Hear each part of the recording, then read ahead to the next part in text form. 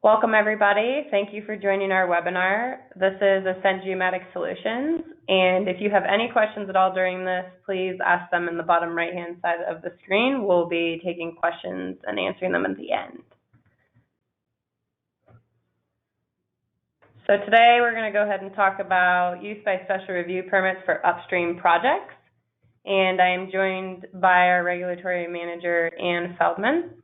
And Ann joined Ascent in March of 2013 as the regulatory manager. She has 35 years experience in the oil and gas industry, brings a wide range of experience from well operations and regulatory compliance to financial and project management, contract negotiation, and investor relationships. At Ascent, Ann works to ensure that the client and associated wells, locations, and facilities are in proper compliance with all safety regulations, permit conditions, and agency requirements. This position provides overall leadership for federal, state, and local regulatory permitting in support of oil and gas activities. And Ann's primary duty as regulatory manager involves making sure all permits are submitted, approved, and issued by all regulatory agencies. So thanks, Ann, for joining us. You're welcome. Good to be here. All right, so today we're going to go over what a use by special review permit is, and who needs one, where a USR is required, and when does it need to be completed, then why is it required. We're going to quickly go through the process of a USR, tips for getting them submitted, and pitfalls to avoid. So Ann, can you go ahead and tell us what a use by special review permit is? A use by special review permit is known by several names. It's a special use permit, a conditional use permit, conditional use grant, or a land use application, and it basically is a special permit that needs to be reviewed by additional jurisdictional agencies. It applies to all industries and land development requests, as they usually apply to construction or building of something in some industry that is something other than what the either county or municipalities have their zoning regulations for. And it's indicative of a greater impact than a use by right in a particular zone district. All right, and who needs a USR? Well, for USRs being anything having a potentially greater impact than uses by right, it's basically for oil and gas industries. It's applicable to upstream oil and gas well and facility pads, as well as impacting energy companies wanting to use land that is not zoned specifically for oil and gas. So for our industry, we're talking about operators who want to build an oil and gas and well facility pad for their operations. All right. And this is all in Colorado, right? Or where is this required? Well, we're talking mostly about USRs within the state of Colorado.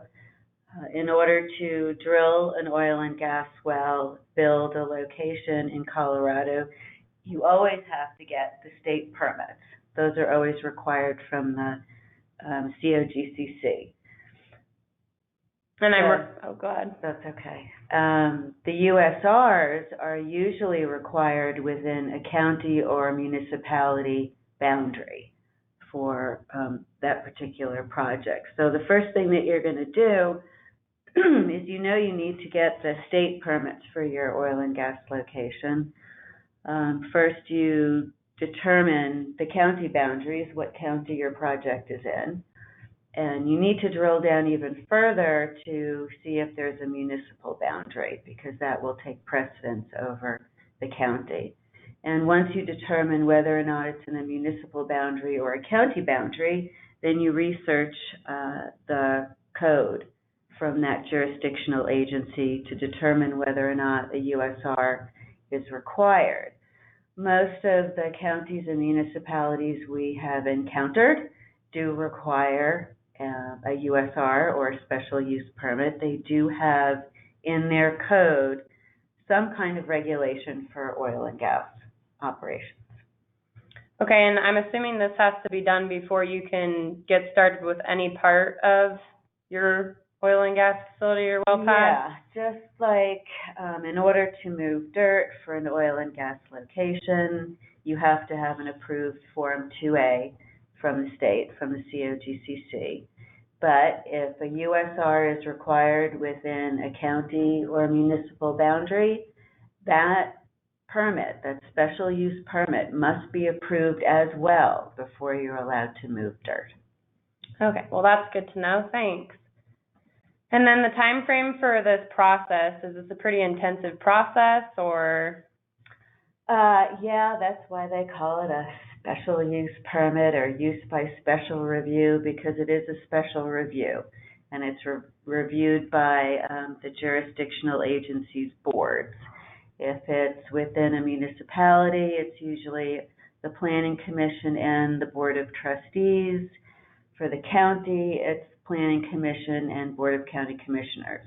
However, there are a couple of different processes that each of these jurisdictional agencies have.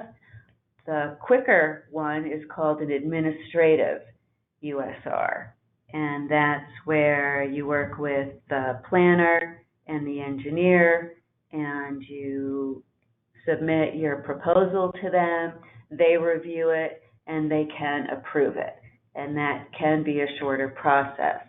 The longer process, which a lot of both counties and municipalities have, is where they will require both approval from their Planning Commission board and from their either Board of Commissioners or Board of Trustees. And that, because there are 2 hearings, will lengthen the process.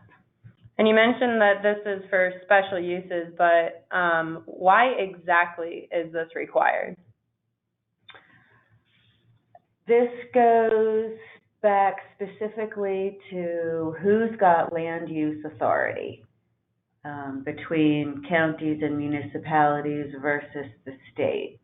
The Colorado Oil and Gas Conservation Commission, the COGCC, their mission statement is to protect correlative rights, which are the mineral rights. So they're mostly concerned about making sure that whoever owns minerals, which is subsurface, has the opportunity to benefit from the production. On the other hand, land use authority actually goes with the county and municipality. This is specific to surface use. So the USR is a way to get the counties and municipalities more involved with surface development. So they're specific to land use authority, which goes with the county and municipality, not the mineral development. Got it. Well, that makes sense. And let's go ahead and talk about the process a little bit. So here's just the process overview. And it looks like it starts with the pre-application meeting, neighborhood meeting notices, submittal, which is forwarded to referral agencies, the review period, resubmittal, final review, final comments, and then you go to the hearing. Yeah, that's a good breakdown. The beginning of the process is, as you mentioned, a pre-application meeting, and that's where the operator will meet with the planning department, and usually members of the planning department and engineering department of the jurisdictional agency. And that's where the operator will present their project and get any kind of feedback from either the planner or the engineer for any glaring issues that they might have. It's basically to discuss the project, where it situates, and give these people an idea of where the project will fall within their jurisdiction. As I mentioned, there's usually the planner and the engineer. There could be other members of other various departments, but that's usually who goes. Part of the process also includes a neighborhood meeting with notices, and that could come at different points of the process. It can be held early on in the process. Sometimes there'll be more than one neighborhood meeting, or it could be at the end. For the narrative, is part of the submittal. The submittal includes what you can refer to as an executive summary or a narrative. It's the written portion of the special use permit application. And that answers the basic questions. You want to explain in as much detail as possible your phases of operations: drilling, completions, production, abandonment, and interim reclamation. The narrative also explains how the proposal is consistent with the area's development planning and zoning. A lot of these counties and municipalities have what they call master development plans, and you need to make sure that your project falls into their future planning the way they want it to. It should also cover all the requirements addressed in the pre-application meeting. A lot of these agencies will also, you'll walk away with a checklist on all the requirements for the application. So all of those need to be addressed, and it's from planning, engineering, environmental requirements. The other part, well, not the other part of the submittal, but a great portion of the submittal are the exhibits that need to be included. These are visual aids that most of the jurisdictional agencies rely heavily on. And these cover the grading, the erosion, sediment control, the drainage, a basic site plan. Everybody wants engineering plans, environmental studies. You'll also be required to do a landscape plan and a traffic impact study, especially when it comes to impacting their master development plans. So these exhibits are quite extensive and required by pretty much all the agencies. And then what happens post-submittal? Okay, so you've started the process, you've had your pre-application meeting, you've spent a few weeks putting your exhibits together in your executive summary, and you submit. There'll be a difference depending on whether it's county or municipality, how long the completeness review is by that agency. It could be anywhere from a week to 4 weeks. And what they'll do is they will then send you their comments. They call them review comments, and you'll get comments both from the planning department and the engineering department. So you'll be addressing those comments in the narrative, in the executive summary, in the exhibits. You will incorporate their red lines. They usually ask for a little bit more detail of some stuff. And we usually turn the resubmittals around in 2 to 3 weeks. And we would resubmit to the agency. And depending on which agency it is, will also depend on whether or not there's going to be a second or third resubmittal. And then once you get all their comments and requests and information to them, and the county or municipality is satisfied with the application and it's complete, then it will either go through administrative approval and be approved by the planner and engineer, or it will then go to either the planning commission and or a board hearing. Got it. Sounds like a pretty intensive process from start to finish. It's very intense. But you've done multiple of these, and you've got some tips that you're willing to share. So yes, Ascent has submitted USRs on behalf of our clients for the last 5 years, and we have worked with multiple counties: Adams, Arapahoe, Washington, Kit Carson, Morgan. That's Fort Morgan. Yes, Morgan County. We've worked with a great many of the municipalities within the Weld County border: Milliken, Johnstown, Frederick, Firestone, a lot of them. So we've got quite a bit of experience, and so we've got some proven tips that can help move the process along. It's intense in that it's just very detail-oriented, and the counties and municipalities want to make sure that the operators have really thought through what their project's going to be from start to finish, because it's going to be there for a while.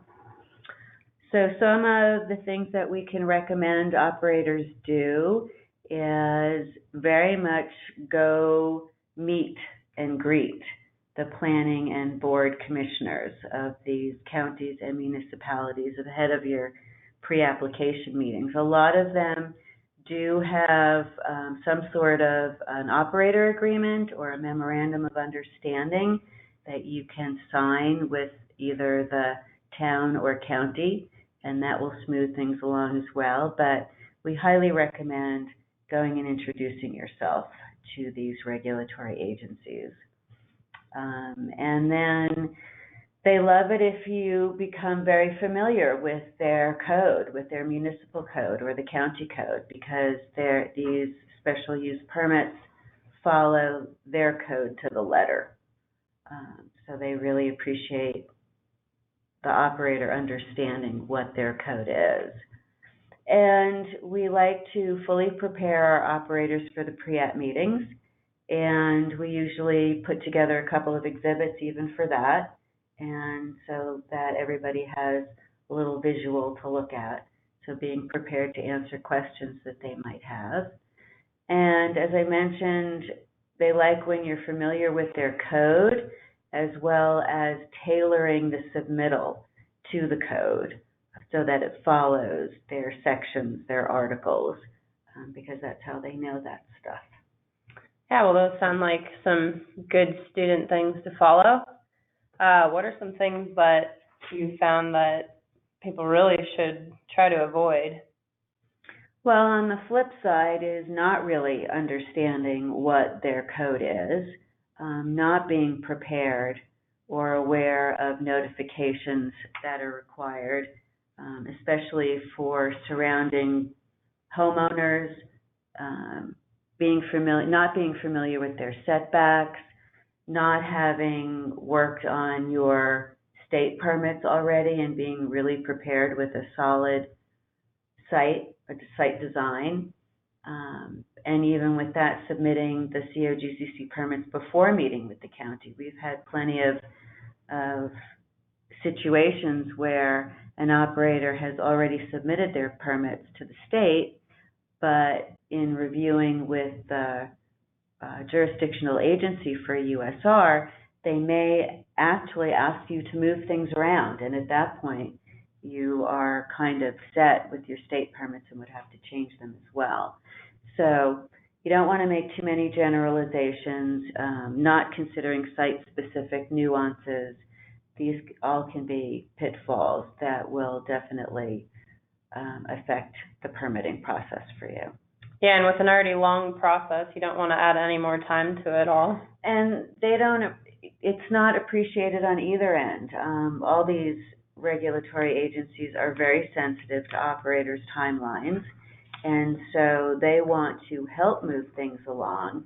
But if you're not prepared and you submit an incomplete application, it's sort of, it's bad on both sides. It doesn't help on both totally sides. Understand that one. All right, so let's see. Looks like we've got some questions in here. What is the difference between an upstream USR and a full USR 1041? That's a good question. We've been talking about upstream USRs this afternoon in this webinar, and it's for an oil and gas well pad with facilities, and that we mentioned can go through an administrative review or both board hearings. A full USR is a much lengthier process that will guarantee both board hearings, planning and commissioners, as well as adding to it the 1041 regulations and requirements. 1041 is, it's Bill 1041, came out in 1974, and it's for much larger, more intense projects. like pipelines that'll span multiple miles, and compressor stations or gathering systems, gathering checkpoints. So that would be the difference. It's pretty much the same special use permit, but much more detailed and lengthy in approval process and review process. Got it. How many times should we expect it to go back and forth with the planner? Well, depending on what county or municipality you're in, will depend on how many reviews there are. Submitting a complete application with as much detail as possible will definitely affect the number of reviews that the jurisdictional agency does. On average, there's usually 2. With some, there's actually 1, and with others, you can have up to 4 or 5 times, depending on the Wow. the planners and the engineers that you're working with. And that's why really being open to what they want will definitely help in the submittal and least amount of resubmittals for review. Yeah, which makes perfect sense. Let's see. Can you be more specific regarding the time frame for approval? That kind of is the same with how many times you'll have to resubmit. Time frames for some of the smaller municipalities can be 30 to 60 days, and they're quite willing to work on the specifics and turn it around pretty quickly. Most of the counties are taking between 3 and 6 months because they're all, the prolific counties are being inundated with USRs these days. Then, as you mentioned, the earlier question about a full USR and 1041 process, that is running anywhere from 7 to 9 months, if not 9 to 12 months. Wow. So depending on the size of your project, depending on what county or municipality you're in, and how complete your application is, will determine also the approval process. So it really is a rolling process. Yes.